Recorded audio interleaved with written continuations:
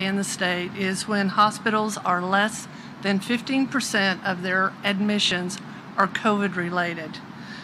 The admission percentage is based on a combination of both medical surgical beds and ICU beds. As a hospital reaches the 15% COVID threshold and capacity for all other patients, the hospital will initiate internal surge plans and to be able to expand their capacity to full ability to take care of patients. This will depend upon the state's ability to help us with difficult to discharge patients, as Lieutenant Colonel Stacy has already articulated, and I know that they're already starting work on that. And when we say difficult to discharge patients, these are patients that no longer need acute care level care, but they lack resources within the community to be able to provide care at a more appropriate level. Hospitals will need to work with our academic providers to create additional staffing, as Matt has already alluded to. Tier level 2 is when our COVID admissions in hospitals get between 15 and 19% of total med-surg and ICU beds. Hospitals at that level will continue to implement internal surge plans. We will also rely upon Medical Reserve Corps to help with our staffing, and then we will also be tapping our post-acute and specialty partners to help normalize our patient flow. Once again, this is based upon region. So when the capacity no longer exists within the region, the patient will be transferred to the next region that can provide appropriate care. Tier 3 is when our COVID admissions in hospitals are over 20% of existing med-surg and ICU beds. Selective surgeries will be eliminated.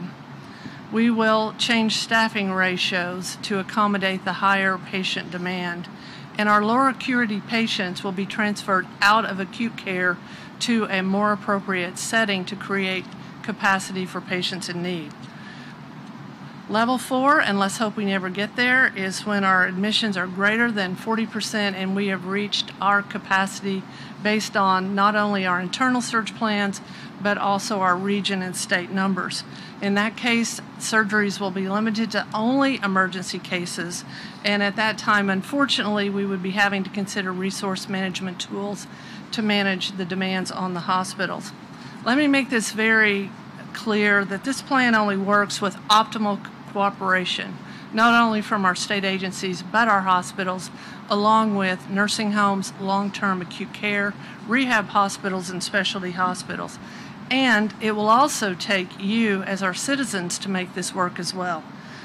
Your part is to wear a mask, get a flu shot, practice social distancing, and washing your hands.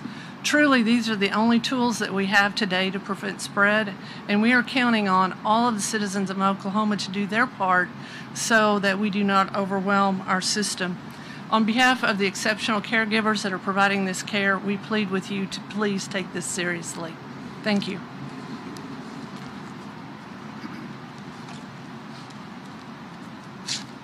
Well, good afternoon.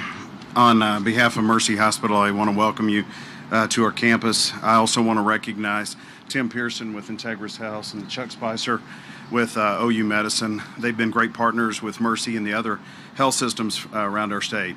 I'd also like to say that it's an extreme blessing for us to be able to serve Oklahomans in this time of need, and I think we all feel that way.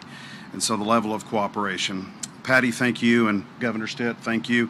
Commissioner Fry, for being here and for supporting the hospitals in this effort. We're grateful for the support of the state and our fellow partners in healthcare, many of whom are here with us today. I would like to take this opportunity, however, to talk about two things. First, I would like to share some thoughts about our healthcare professionals in our state, and then talk about what's going on specifically with the care of hospitalized COVID patients. If any one of my colleagues were speaking today, they would comment on the amazing work of healthcare professionals around our state. Many think of the care in our hospitals, but I would add the care in our clinics, urgent cares, and other ambulatory locations around the state of Oklahoma. I can't say enough good things about the nurses, the physicians, respiratory therapists, all of our clinical staff, our environmental staff, our food services staff, in each of the hospitals around the state of Oklahoma. They are simply incredible. Every day they earn the title of hero in my mind. They are dedicated to taking care of all of our patients, including those who have COVID-19, as well as their families. To each healthcare professional in our state, we say thank you. Thank you for your work. It is well documented that hospitals around the country are operating at capacity or near capacity. Many hospitals were operating at that level even prior to COVID. Your Oklahoma hospitals are no different than that. And like many hospitals around the country, we've been experiencing high patient census at Mercy Hospital, Oklahoma City, over the last several months. While we have recently seen an increase in the COVID-19 patients, we're also experiencing an increase in the number of patients who have other medical diagnoses. This is certainly a challenge, but it's a challenge that we're ready and willing to meet. We can do that only with the cooperation of all the hospitals working together, of which has been referenced many times. The hospitals around the state have collaborated as a team and created a new plan to more effectively and uniformly care for COVID patients in the state of Oklahoma. This new plan involves constant communication between facilities to clearly understand each other's capacity on a daily and sometimes even an hourly basis. The implementation of regional command centers that direct the transfers of patients will also be admitted, as Patty mentioned. When we are talking about hospital capacity or ICU bed capacity or availability at Mercy or any other hospital, it's a challenging number to report at any given moment because it's constantly changing. Patients are literally being discharged as we speak from the hospital behind us. Patients are frequently admitted or moved throughout our hospitals for the most appropriate level of care. Today, Mercy Hospital began the day with only 15% of our beds filled with COVID patients. So this is at that tier 1 level, and so we'll start implementing some of those protocols that Patty mentioned.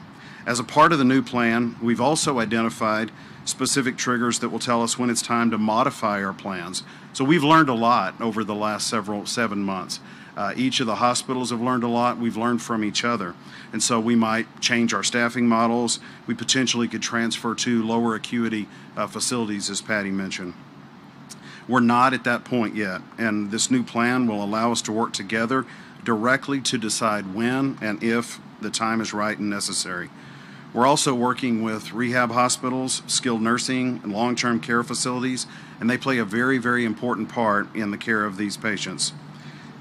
Care for certain patients can be provided even at home with home care services or virtual care services, again, when it's appropriate and best for those patients. But most importantly, we want the public to know hospitals across the state are working closely together to do everything in our power to take care of anyone who needs us when they need us. As Patty said, as the governor said, we want people to take this and continue to take this virus very seriously. Continue following the recommended protocols, including now getting a flu shot, hand washing, social distancing, and mask wearing to help limit the spread of COVID-19 and the flu. We can all work together and we can protect our community one by one. Thank you.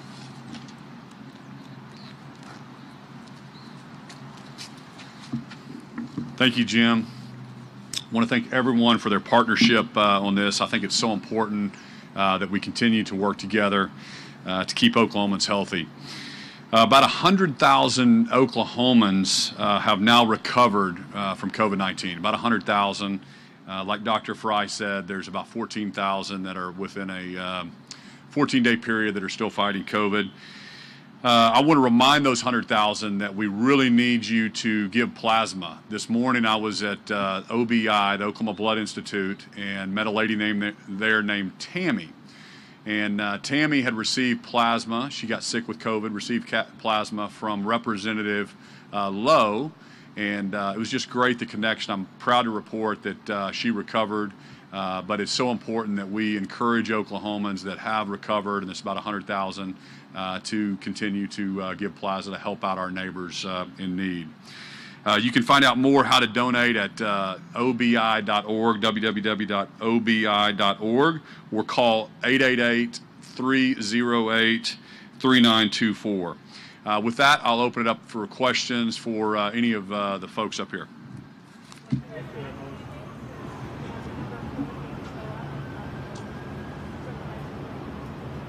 I think the question was mask mandates, and like I've stated before, every county is different. We're leaving that up to the municipalities.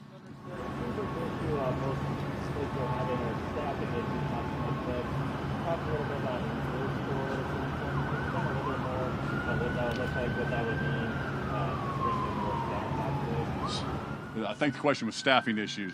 I'll let somebody else take that. Did you ask about the Medical Reserve Corps?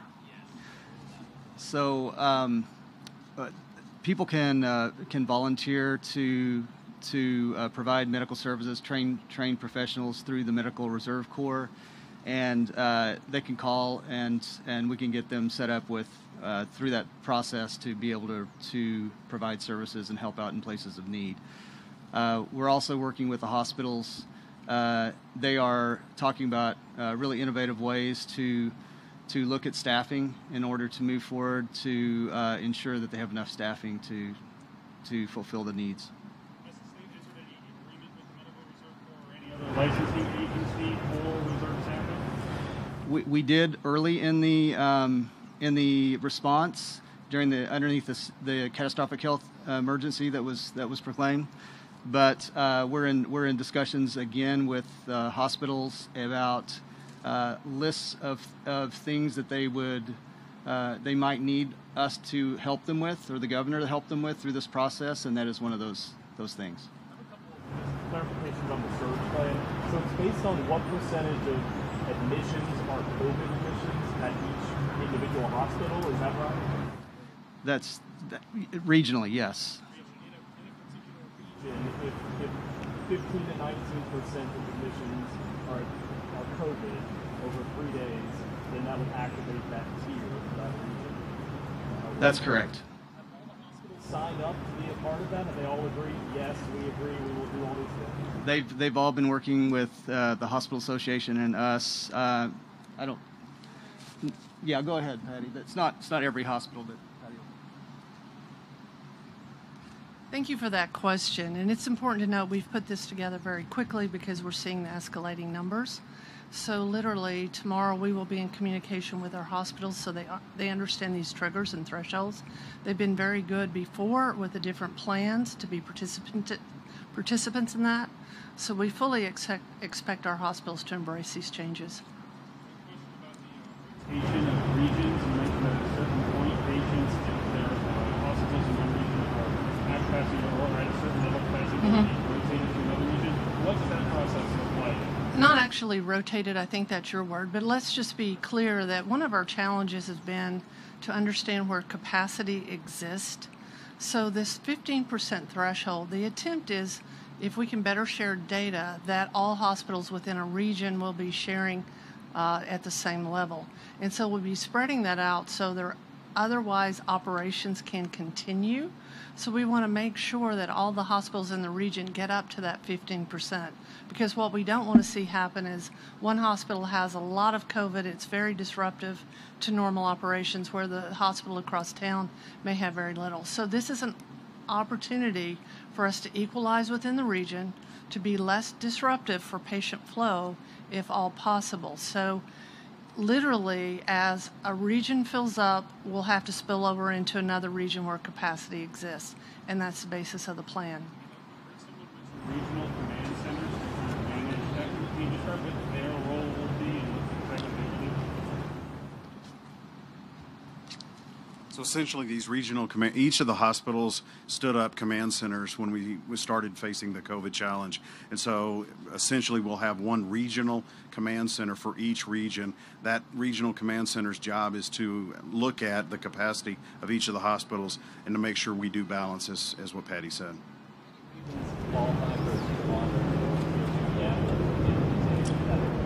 We're still analyzing that information, so we should have that, as Patty said, in the next day or two. No. Will that be shared on a daily basis?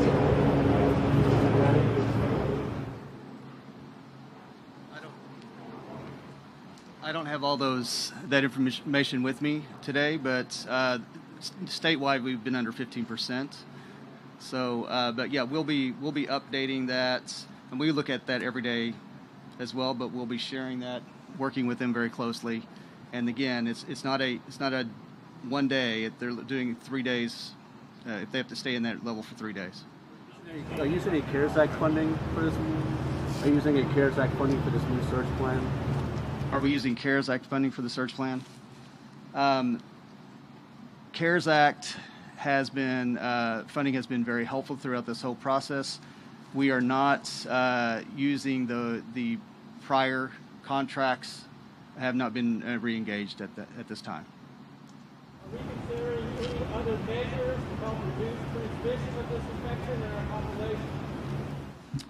population? Yes, we are still echoing to everyone that they need to do the 3 W's that you heard the governor talk about, and we are always looking at all cards are on the table every time we have conversations about it. Commissioner, I have a question about unemployment. So today, OESC announced that the work search requirements will be reinstated, or actually they will, the executive order waiving work search requirements for unemployment will be waived at the end of this month. Could you kind of talk about that? Are you considering an extension for unemployment payments? So they don't have to. Well, we're working with our federal delegation on all the stimulus package and what other federal dollars are going to be coming into our state. But if you saw that, unemployment data got released for September, and Oklahoma was top 9 in the country, 5.3%. So it shows that Oklahomans are back to work, and we have less people applying for unemployment right now. So we're obviously trying to get those folks back into the workforce and take advantage of every federal dollar we can. But right now, the normal process is in place to help Oklahomans those 5.3% that are unemployed. Governor, what's the timeline for the hospital surge plan if the hospitals haven't formally signed on yet, and you guys can't tell us what each region is at right now? I mean, how long does this take to get implemented? Well, I think the important thing to remember, they're working together very hard to get this surge plan out. Less than 15% of hospitals in Oklahoma, this is something Oklahomans need to understand, less than 15% are COVID patients, and they've got a plan in place that if it goes between 15 to 19, they'll enact phase 2 and so on. So we have the capacity in Oklahoma. Anytime that we need to, we could issue some of the executive orders that we did in March that limited elective surgeries to create tremendous capacity. But we're going to let the hospitals, we don't want to mandate those kind of things to the hospitals. So that's why the hospitals are doing a fantastic job of putting these plans together to work across the entire state to make sure that every part of the state has capacity. There's not one hospital that's overloaded, as Patty said. But the important thing for Oklahomans to understand is we have capacity to treat COVID and non-COVID patients. We're under 15% of COVID patients in the hospital, and we have plans in place if that number continues to rise. Do you have any estimates of, for each tier, how many patients would have to be in the hospital for us to exceed 15% and go into tier 2, and then exceed that and go into tier 3, and then, worst case scenario be tier 4? Yeah, sure. So about 5,000. I'll let Patty. You want to address the exact numbers? So to quantify these percentages, because I think that is an important question to ask, if we're talking less than 15%, our threshold at less than 15% is 851 patients in the hospital with COVID. The 15 to 19% trigger will mean up to 1,078 patients would be COVID or PUI, which are persons under investigation for COVID. Level 3 would mean up to 1,135 COVID positive patients or PUI. So I think that gives you a range for understanding where we are today. And as Dr. Fry mentioned, the health department does keep track of capacity by region, and I'm sure that he can be providing that to you. Aren't the tiers, isn't it if one of the regions hits a certain tier, how many COVID patients do we have to have in the hospital in the Oklahoma City region to hit the first or the second tier? Well, that would depend. They would all have to be at 15% COVID to hit the second tier. All the hospitals within the region, and as they spill into the other region, for transferring patients, that other region would come up as a result as well. So we have to have the ability that once we are at capacity, that we can send that patient to the most appropriate facility that can provide the care outside of the region. We have to get the governor to another event. We've got to right here and then other questions. Anybody have anything else? Anybody else?